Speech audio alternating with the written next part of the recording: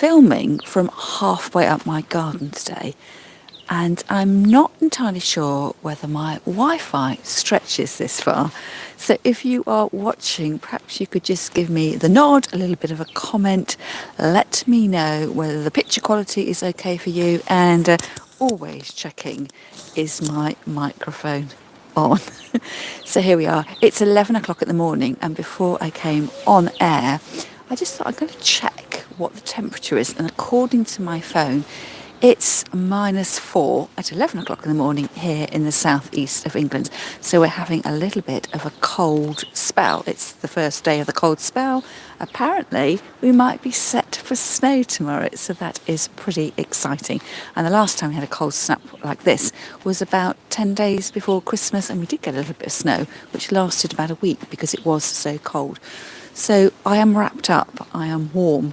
And what I've particularly enjoyed doing today, a bit like those days when your garden has got snow on it and you're the first one to go out to make footprints in the snow, that I've been enjoying listening to the frost just breaking a little bit under my feet. So it is halfway, middle of the morning, so the temperature presumably has risen a little bit, but it's just quite nice to be out in the open air. So my task for the day is to come a bit closer. Can you just see the little catkins that are hanging down from our tree, our hazel tree at the back there? They are still too high for me to reach. I have been standing on my garden bench to try and reach them, but I can't. Good morning, Lisa. Good, I'm pleased to hear that at least you can hear me and see me okay, and gosh, isn't it chilly? In fact, Lisa, it is so cold. I'm going to move the camera around a little bit. I'm standing right in front of our garden pond, being ever so careful not to walk backwards and fall in. But it's actually icy. Oh, it's just a little bit frozen. So, real ice. And good morning, Joan. You just brought in loads of logs. Oh, hopefully that'll keep you nice and warm. And I did notice this morning when I walked out into town that the puddles are frozen. So isn't it nice just to have, a little bit of winter on your hands, just so you can, feel it, be in it, live for the moment. And of course, it's clearly not high summer. I can see my breath coming out nice and cold, and yes, my hands are now cold because I've got lots of ice. So what I would normally do, this is my husband's job in the morning, is he comes out and he breaks the ice on the pond in order that the wildlife can come and drink from it. And often the first thing that the dog does in the morning, the dog comes out here, barks around all the barrier, all the borders, and then stands at the edge of the pond and has a drink. She doesn't like drinking tap water. She likes it straight from the pond. So I guess, it's quite good fun. I could go along and just crack holes in the ice. What?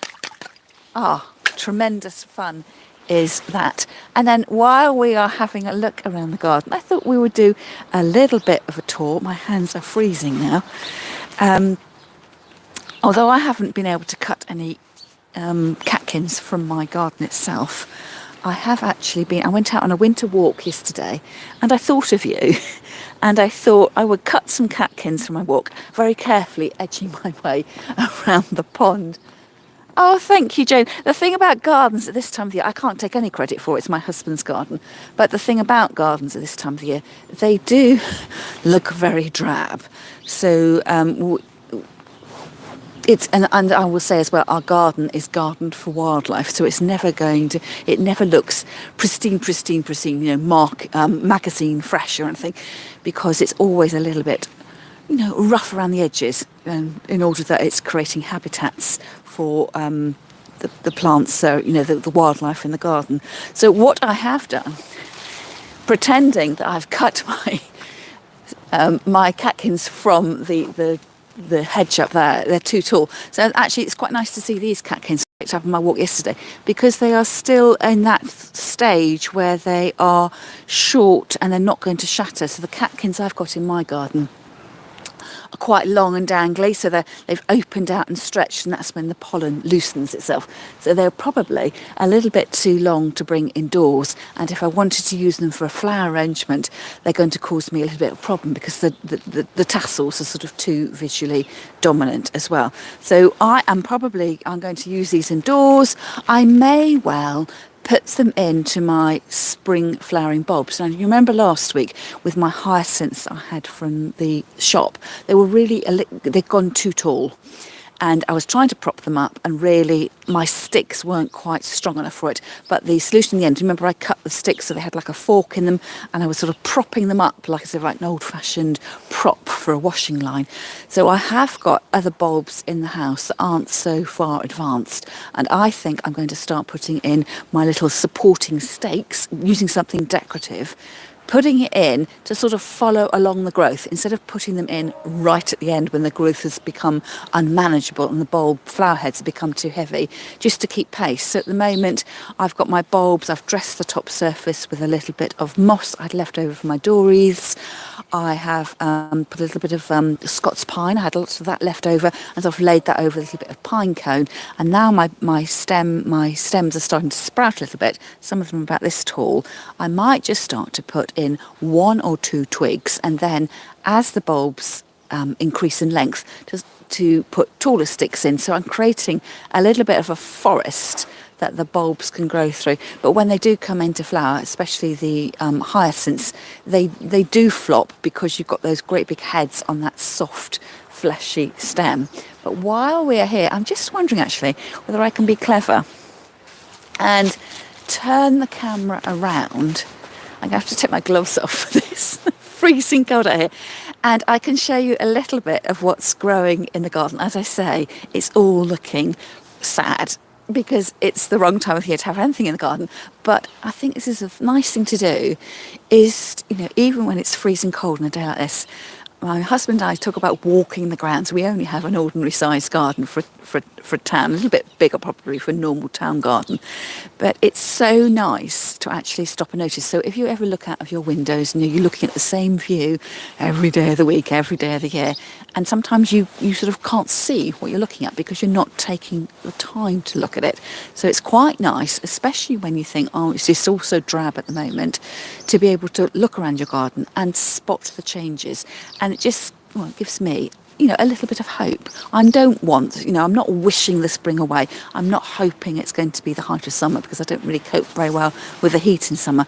But just that thought that, there is hope over the horizon, and, spring will bloom again. It's quite nice to just catch up and what's round about. So what I'll do, and you can see me thinking here, how do I turn the camera around and change the lens? I think I'm going to do this then. So let's go this way a little bit. If I can, oops, I've tightened that up too much. There we go. If I go round like that, so you can see our chicken house there. And if I press that one there, it should take you down, and then you can see the lovely shapes that's been created on the surface of the pond. Now I might at this stage very carefully just lower the camera down a bit so I've got a tiny bit of control, but I have spotted things that are growing. So let me show you. So normally when my spring flowering bulbs have gone over. Last year I just saved them all in a pot so I could replant them as spring flowering bulbs. But in previous years, this has been one of my places that I have planted them out. Now I noticed that my husband's put this huge tub here. So when he put that tub here, he wouldn't have remembered or seen any sign of the bulbs. So there's bulbs coming here. Here and here, and I think these are they're daffodil-esque. They may well be some of my paper white narcissa that I had. I'm not entirely sure, but I do tend to buy white spring flowering bulbs because I just like the colour of them indoors.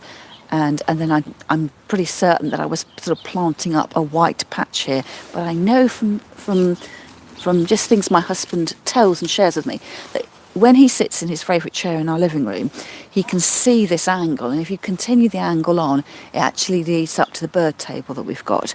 And these bulbs, if they're not my bulbs, they will be bulbs that he's planted in order that he can see them from his favourite chair. And now, talking about this tub here, I look down and I can see that it's got some new growth here. And again, I would never have noticed that from indoors. But there's little green buds on here. I think this is a hydrangea actually. And there's, well, there's buds then, it's starting to open, so it's got a little bit of whiteness to it. And then if I lift you up, you can see the back end of the garden. So this is very much the wildlife edge. It's the woodland fringe of our garden. So we've lived here for 25 years, I guess. And when we moved in, the first thing my husband did was plant a sort of circle of trees. So you can see the 2 silver birch trees with their sort of crackly trunks. And there's mountain ash in there as well. And then we've got our dilapidated garden shed, which if you're a regular viewer, you will know that's where I tend to put my wreaths when I want to photograph them, because it's quite a nice background. But you can see there that the daffodils are there. And again, those are in line of sight of the window in our living room, so they can be easily looked at. And then across the back here, this is a conifer hedge across the back. And all the brown stuff is dead stuff. So we don't have any side access to our garden. So any garden rubbish either has to be taken through the house and put out in the council composting bins. We do have a compost heap across the other side, but the woody stuff that takes ages to rot down, we sort of create a dead hedge. So we've got one this side of the garden and one on the other side as well. And my job is to lay it neatly. My husband has a slightly different style of stacking the dead materials. So I think mine's neat on the other side of the garden. This isn't quite so. And then here, at the end here, is a mahonia bush. And you can see, I don't know if you can see, it's just got a few yellow flowers there. So that was planted because my husband is really keen on wildlife gardening. And he planted that because it was a winter flowering shrub. And when he entered his garden into a local competition with the Kent Wildlife Trust, he was quite disappointed. He only got a silver award and not a gold. And one of the things was that he didn't have mahonia, which is known to be a good nectar plant at this time of the year. Although he made the point that just behind the mahonia, he's got all the ivy growing. So he thought that was doing the trick. And of course, the tassels of the, if I can get that in shot, doesn't really show up so well, but that is the hazel tree. You can just see, there, you can see the catkins. It looks like sort of slow motion rain coming off to the side of the picture. Now, as I bring the camera down, something across in this corner, again, I would never have spotted this if I hadn't come out in the garden with you today. I wonder if I can be really clever. And, I can zoom in as well. Oh, it's all a learning experience here. So there is, so I know that probably if you're a flower arranger, you will know this plant. So it's looking a tiny bit crushed, the frost has got to it. So this is quite an exotic looking plant, a leaf. Perhaps I need to zoom out again. So this is Arum Pictum italicum, and if you go to flower arranging demonstrations at your local flower arranging club, you may well recognise this greenery. It seems to be quite a favourite, a popular type of foliage to use for flower arrangers. So it's always on quite a soft stem. It does come out in the winter time, so come July you won't spot it anymore, it would have died back. But it's got this lovely marbling, and it's the related to Lords and Ladies, which has the plain green leaf in this sort of vague, elongated heart shape. But it has the Lords and Ladies has the upright stem with the bright red berries on it, which are poisonous. So that is something that is growing. Just really, really attractive. And now I'm just going to toss that to one side.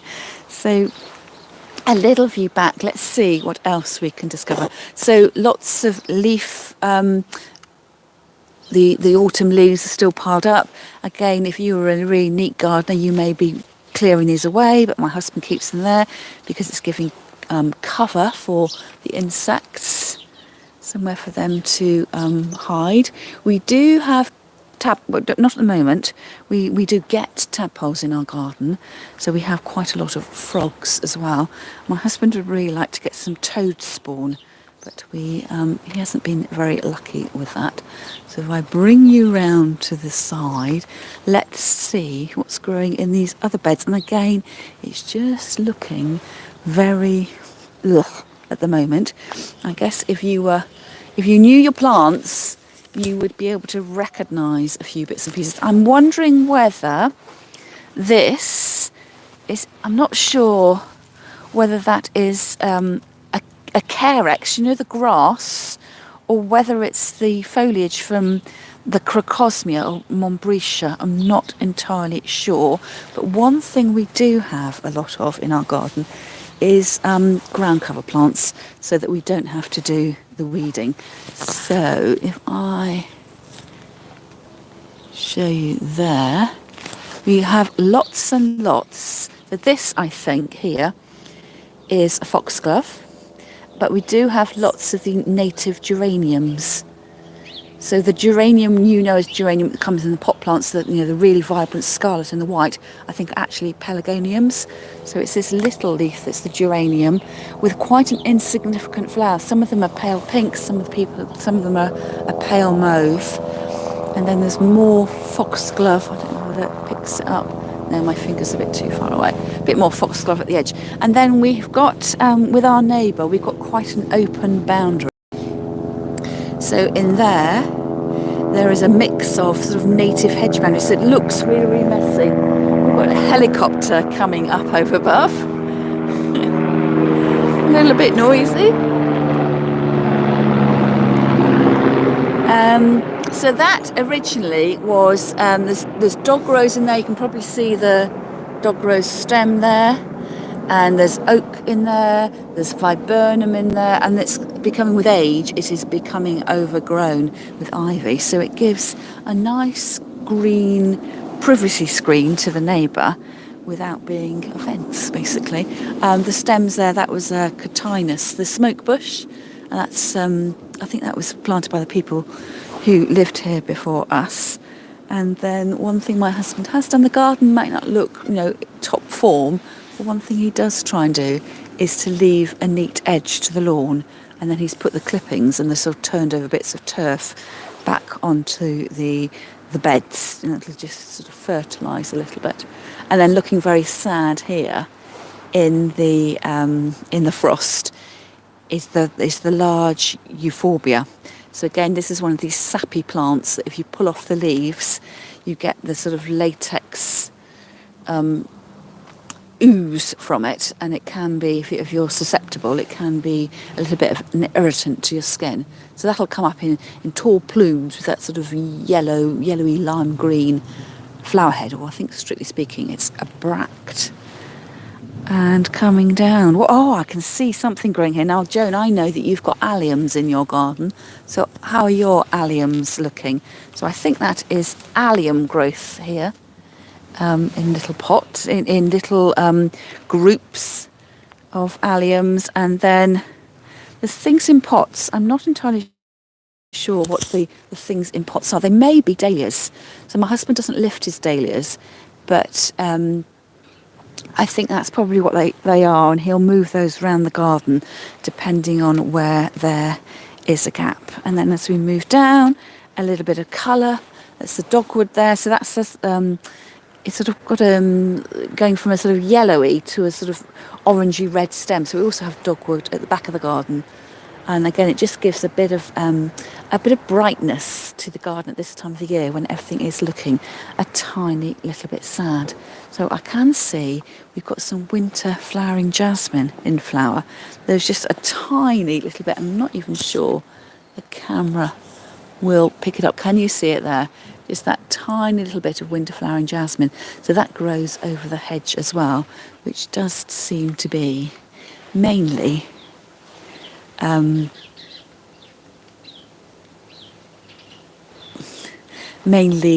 ivy. So Joan, you were saying about my Zoom flower class. Yes. So the idea around for this season's Zoom flower class was at this time of the year when there's nothing in your garden, and perhaps you don't want to be going out and buying things, we're talking about doing a Zoom flower class where I teach you how to teach your own classes. So for instance, it may be that you belong to a flower club or the WI or a gardening group, and if those people there know that you're into flower arranging and they want perhaps you to demonstrate a few ideas, or I'm going to turn the camera down there. There we go. I can talk to you now.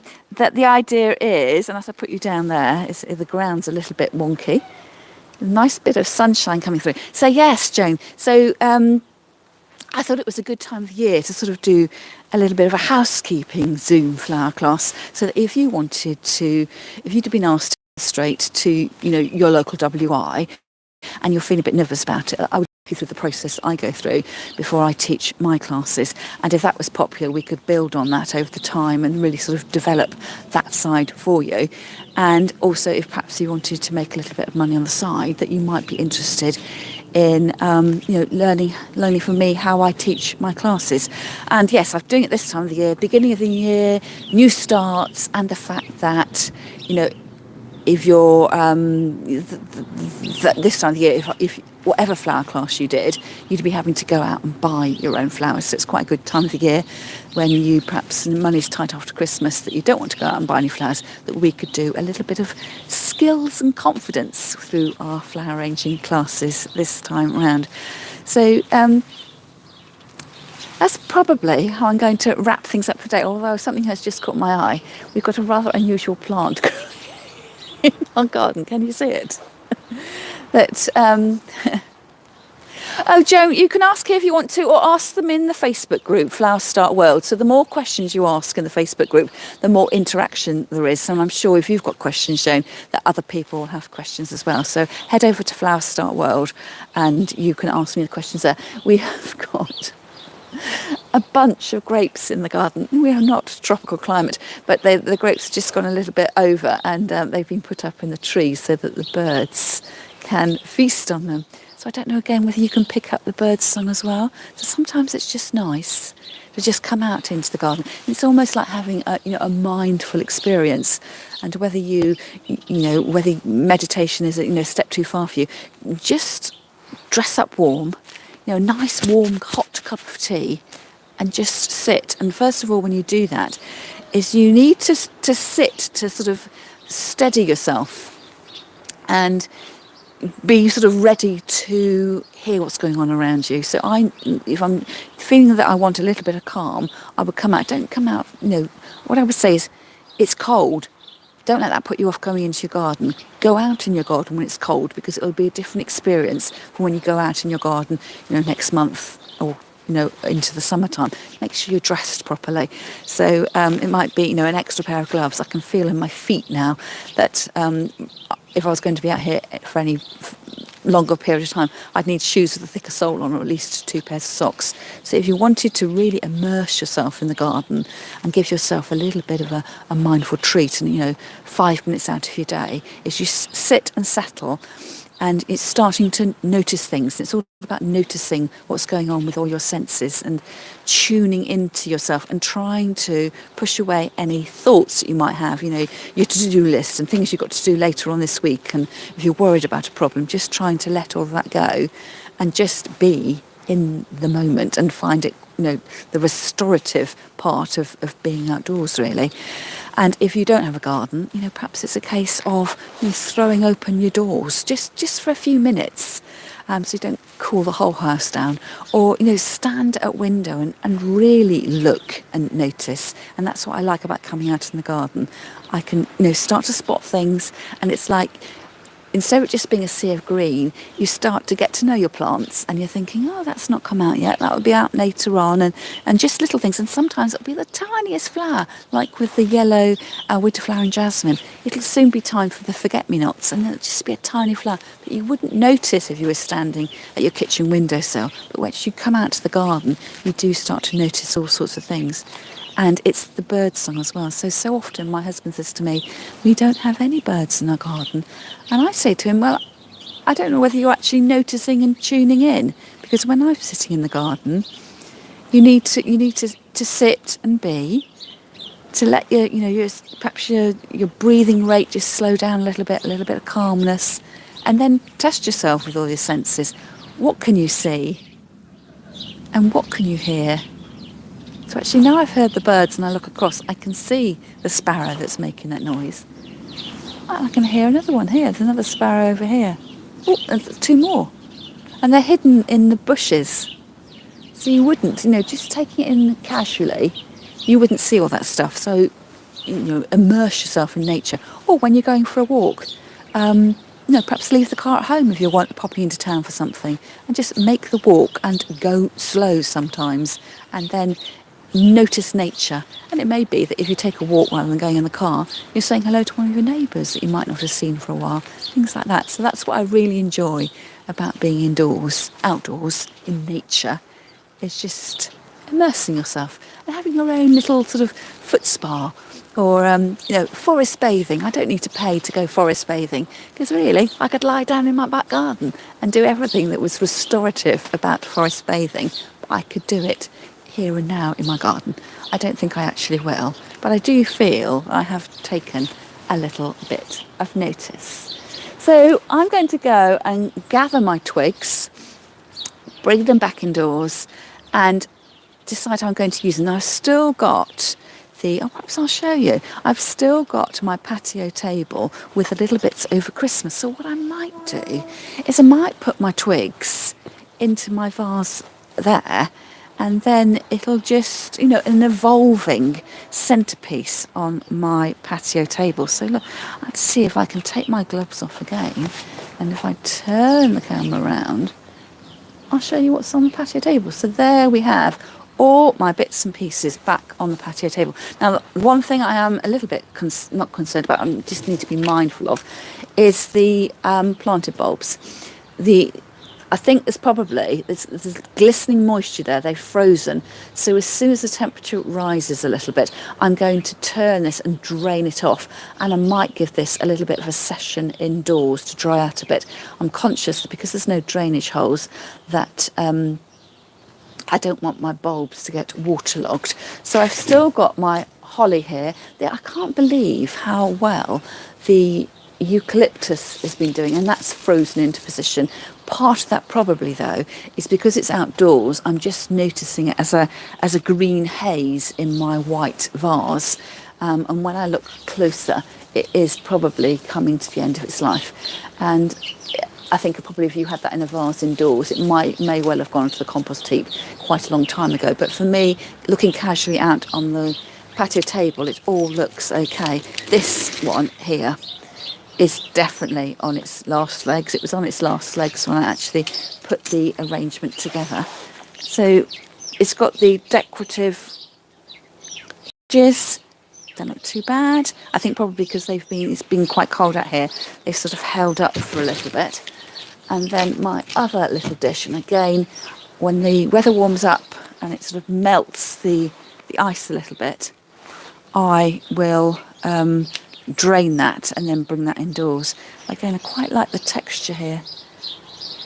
You're worried about your fatsia, Joan. So I'm not entirely sure I caught the whole of the question there. Let's have a look. Oops. So your fatsia. So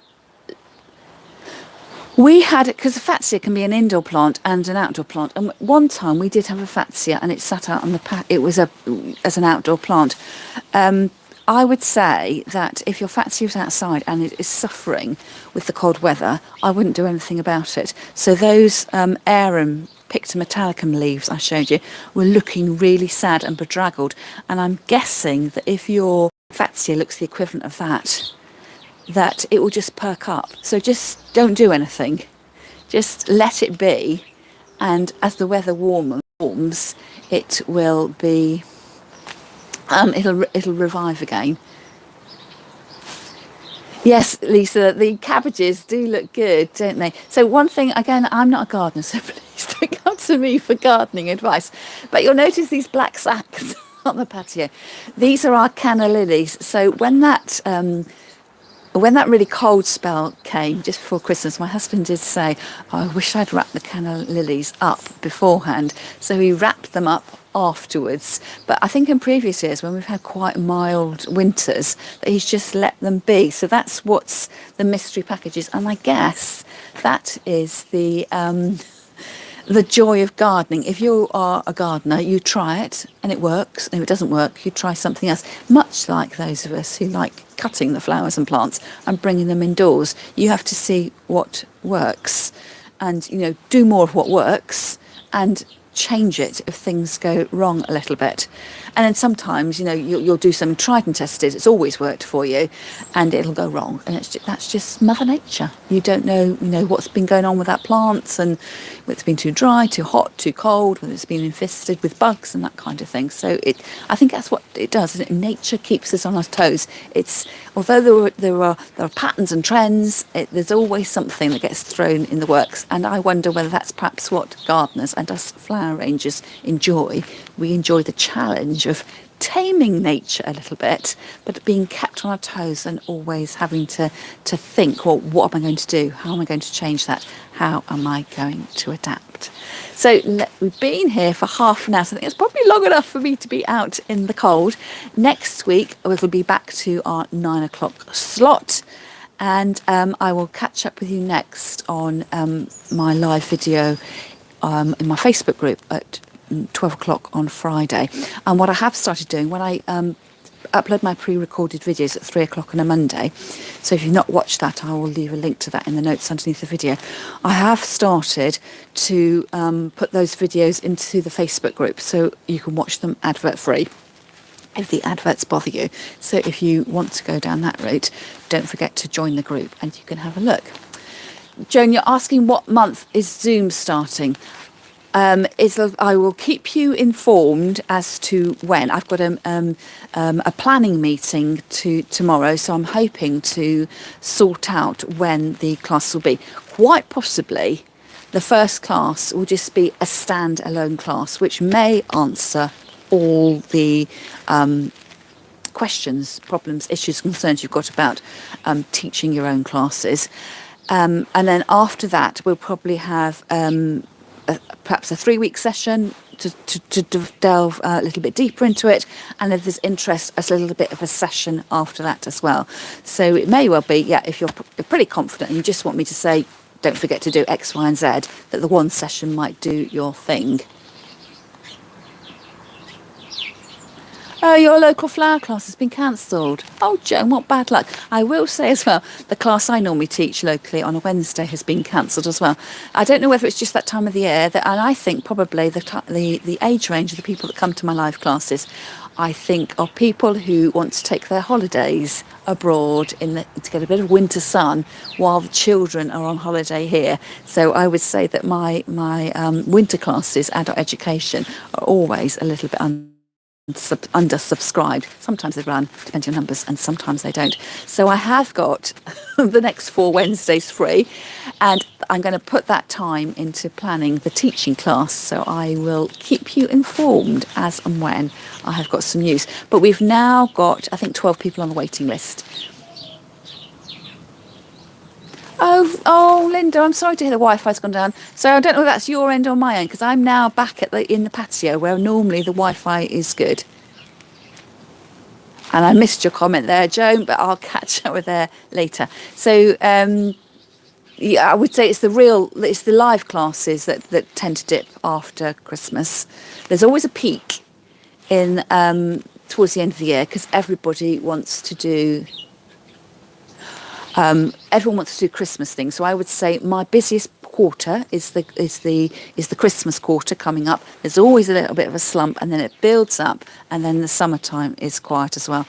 I don't know, Joan, whether people are moving more online, because I think after lockdown, which was a lifesaver, wasn't it, with the Zoom flower classes and everything being online, that I think that people are wanting to go back to live classes again, that they enjoy the personal interaction. Obviously, the way that I run the Zoom Flower classes, we get that personal interaction, that chat and mate and create session at the end. So hopefully it's a nice balance between the two. So it's the combination of the convenience of teaching a Zoom class, because you can watch it on record, you don't have to commit yourself to a specific time. But the way I particularly set mine up is that we always have that live interactive session as well. So I can see Linda saying it was her Wi-Fi that was the problem, as she's had an engineer. So I'm going to say goodbye. My feet are getting well and truly cold, so I must remember to go and collect my secateurs, which are at the end of the garden, and those the catkin twigs, and then I'll be able to spot them in my photograph on Instagram and in the Facebook group, and I will catch up with you next time. So that's Friday at 12 noon, and then I will see you for the pre-recorded video on a Monday afternoon as well. Thank you. Cheerio. Nice to see you all.